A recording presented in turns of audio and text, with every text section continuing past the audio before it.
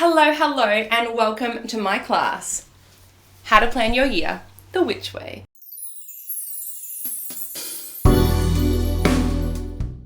Welcome back! We're on video number 3. Woohoo! I hope you have your word of the year. I hope you have it up somewhere that you can see it, and I hope you're ready for what we're going to do today. Now, do you remember in video 1 when I said you needed to have some form of planning calendar device thing?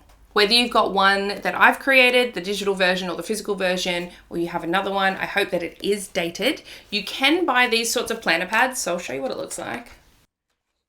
You can buy these from like kikki.K and other places, but they don't have dates on them. That's what I used to do before I started making my own.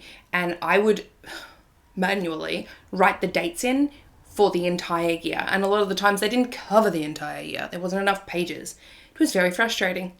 Hence why this was born. So either you've got your diary planner, digital diary, calendar, digital or wall calendar.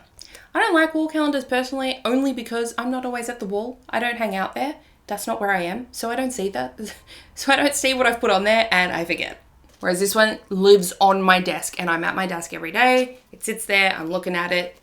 I can't miss it. It's like hacking my way into not forgetting or missing things. Since having this, I have missed way less appointments. Not all, but way less. Now, if you have my version, part of this is already done for you. Because what you're going to do today is you are going to go through and you are going to write down all of the moon phases that are important to you. Now, in my version of the planner, I have new moons, I have full moons. They are all listed.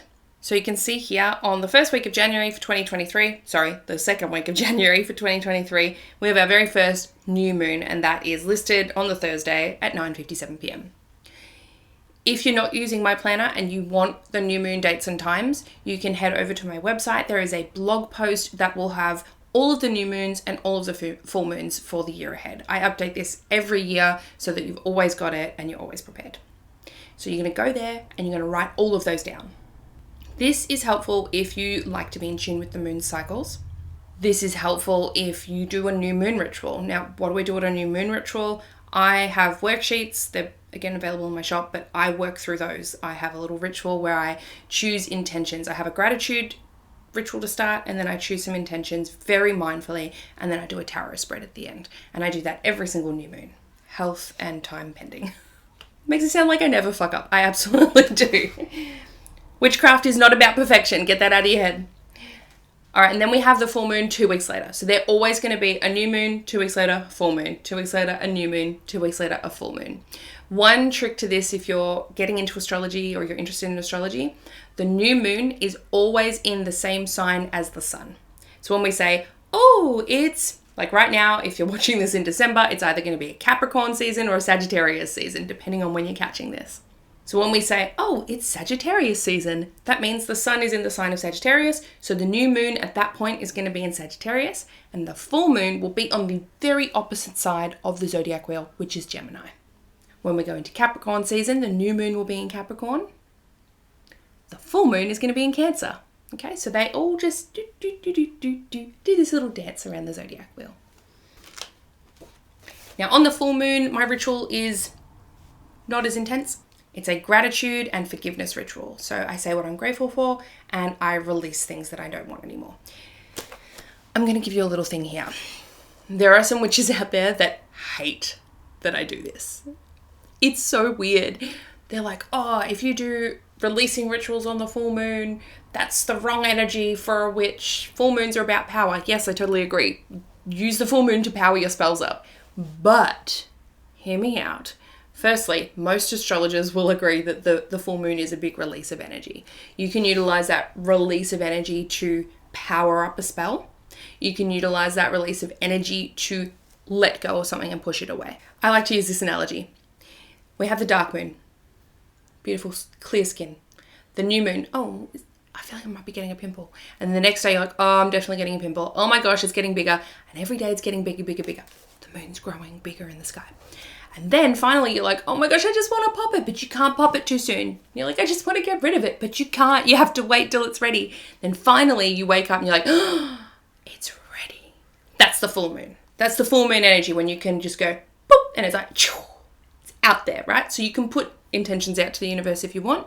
You can put spell work out to the universe if you want, or you can go, get rid of the gross stuff that I don't want anymore. I don't want to hold on to it.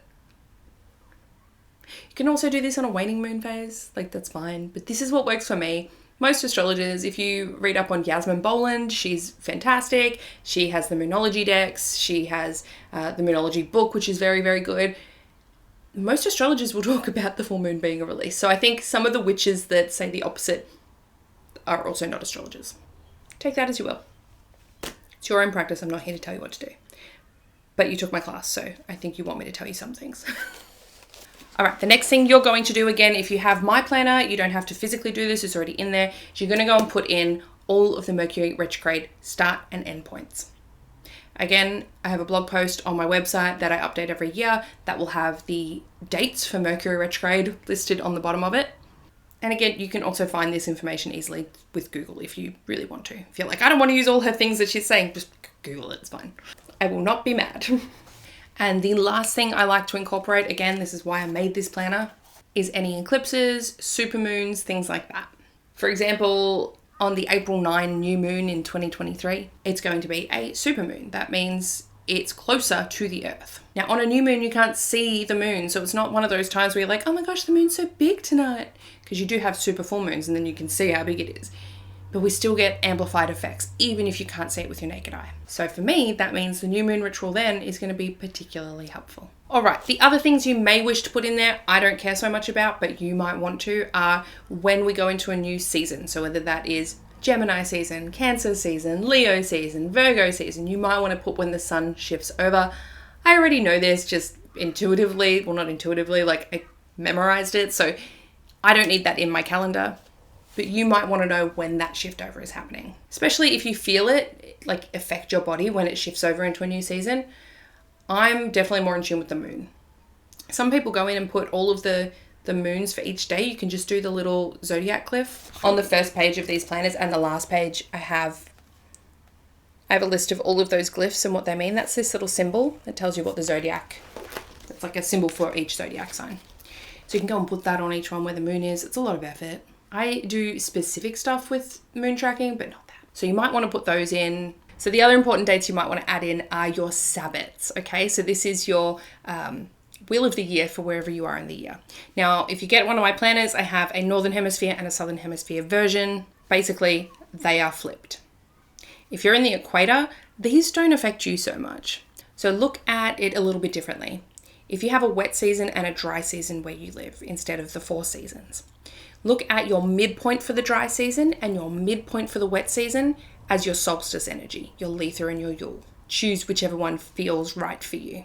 And then your midpoint areas, which is when it turns from wet season to dry season and dry season to wet season, they're your equinoxes, right? When it's a little bit more equal. So your spring and your autumn equinox or fall equinox. And then if you want to celebrate any of the other ones, you just kind of put something in between each of those.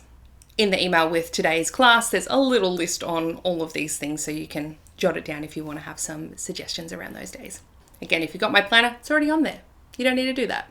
Obviously, you want to go and fill in any birthdays for anyone that you know. Now, I keep a list of everyone in my life's birthdays separate from my planner because with that planner, I tear off the page and it's gone. So I have a list because people's birthdays don't change. I have a list of all my friends and family's birthdays. I'm also an astrologer, so it helps because I can run stuff for them pretty quickly.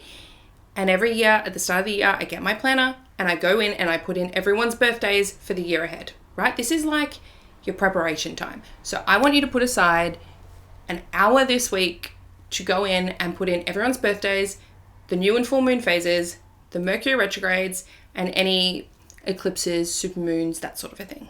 Plus anything extra that you feel is relevant to you. I hope you enjoyed today's lesson. I'm excited to give you our final lesson in video number 3. See you then.